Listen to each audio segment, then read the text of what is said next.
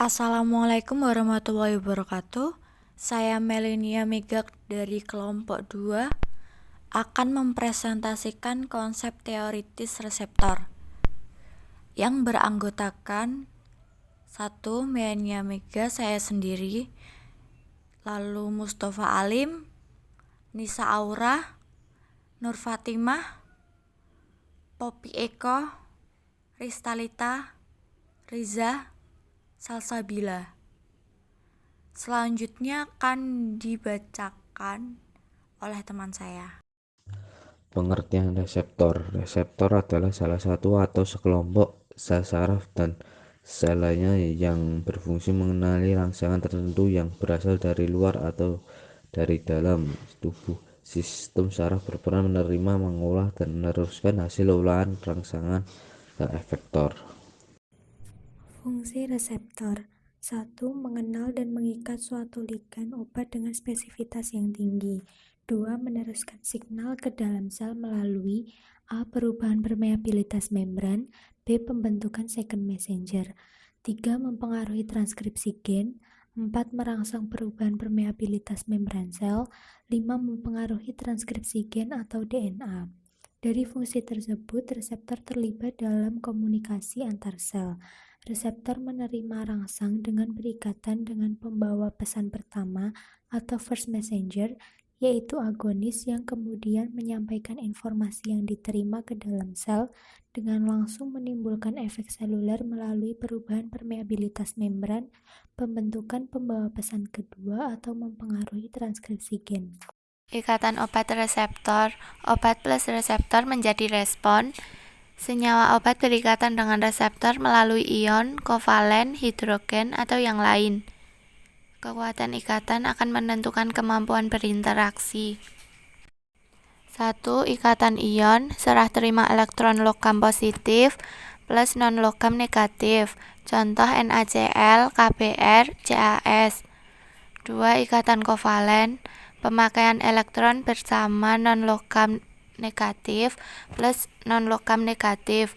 Contoh H2O, HCl, H2SO4, H2S, NH3. 3. Ikatan kovalen polar, ada pasangan elektron bebas. Contoh NH3.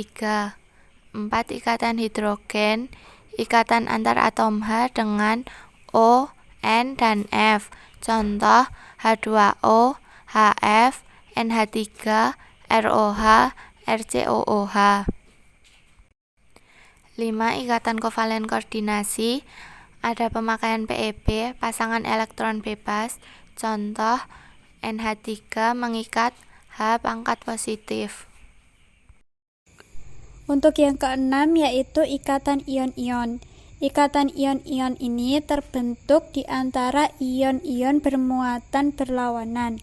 Interaksi elektrostatiknya sangat kuat. Kekuatan tarik-menarik akan makin berkurang bila jarak antar ion makin jauh dan pengurangan tersebut berbanding terbalik dengan jaraknya. Yang ketujuh yaitu ikatan ion dipol. Ikatan ion dipol berbanding terbalik dengan ikatan dipol-dipol. Adanya perbedaan keelektronegatifan atom C dengan atom yang lain seperti O dan N akan membentuk distribusi elektron tidak simetrik atau dipol yang mampu membentuk ikatan dengan ion atau dipol lain, baik yang mempunyai daerah kerapatan elektron tinggi maupun yang rendah. Contoh pada interaksi ini yaitu turunan metadon, senyawa narkotik analgesik. Strukturnya mengandung gugus N-basa dan karbonil yang dalam larutan dapat membentuk siklik akibat adanya daya tarik-menarik dipol-dipol. Yang 9 yaitu ikatan van der Waals. Ikatan van der Waals terdapat di antara semua atom, bahkan atom gas mulia, dan didasarkan atas keterpolaran pengimbasan asimetri dalam awan elektron atom oleh inti atom tetangganya yaitu muatan positif. Ikatan van der Waals ini terlibat pada interaksi cincin benzen dengan daerah bidang datar reseptor dan pada interaksi rantai hidrokarbon dengan makromolekul protein atau reseptor. Selanjutnya, ikatan transfer muatan atau disebut dengan istilah alih muatan mengacu pada interaksi berturut-turut antara dua molekul. Dapat berkisar mulai dari interaksi dipolar donor akseptor yang sangat lemah sampai kepada interaksi yang menghasilkan pembentukan pasangan ion, tergantung pada tingkat pemindahan elektron. Contoh interaksi ini yaitu reaksi obat anti malaria dengan reseptornya dan reaksi beberapa antibiotika yang terselip dalam AND. Pembentukan neurotransmitter seperti norepinefrin dan serotonin dengan ATP yang tersimpan dalam sinapsis, dan mungkin lebih banyak contoh lainnya.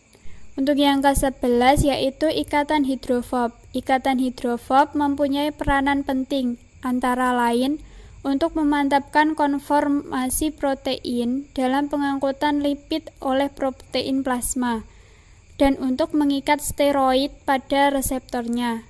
Konsep mengenai gaya tak langsung ini yang untuk pertama kali diperkenalkan oleh K. Uzman dalam bidang kimia protein.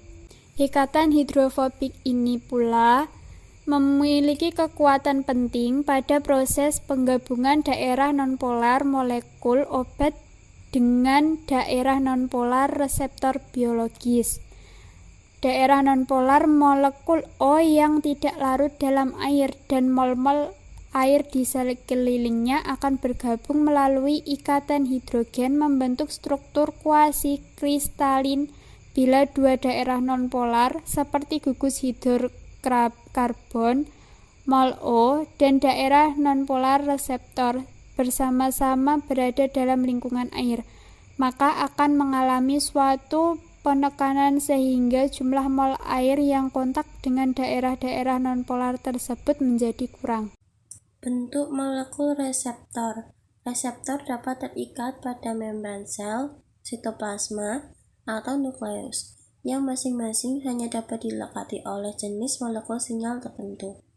Molekul pemberi sinyal yang melekat pada suatu reseptor disebut ligand, yang dapat berupa suatu peptida atau molekul kecil lain seperti neurotransmitter, hormon, obat, atau toksin.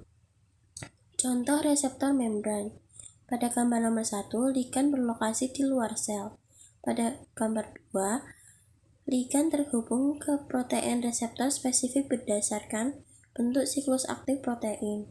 Pada gambar nomor 3, reseptor melepaskan pembawa pesan kedua setelah ligand terhubung ke reseptor. Pembagian reseptor fisiologik. 1. Reseptor enzim mengandung protein permukaan kinase yang memfosforilasi protein efektor di membran plasma. Fosforilasi mengubah aktivitas biokimia protein tersebut. Selain kinase, siklase juga dapat mengubah aktivitas biokimia efektor. Contoh ligand untuk reseptor ini adalah insulin, EGF, PDGF, ANF, TGFB, dan sitokin. 2. Reseptor kanal ion. Reseptor bagi beberapa neurotransmitter sering juga disebut dengan ligand-gated ion channels atau reseptor operated channels. Sinyal mengubah potensial membran sel dan komposisi ionik intraseluler dan ekstraseluler sekitar. Contoh ligand untuk reseptor ini adalah nikotinik, aminobutirat tipe A, glutamat, aspartat, dan aglisin. Pembagian reseptor fisiologik.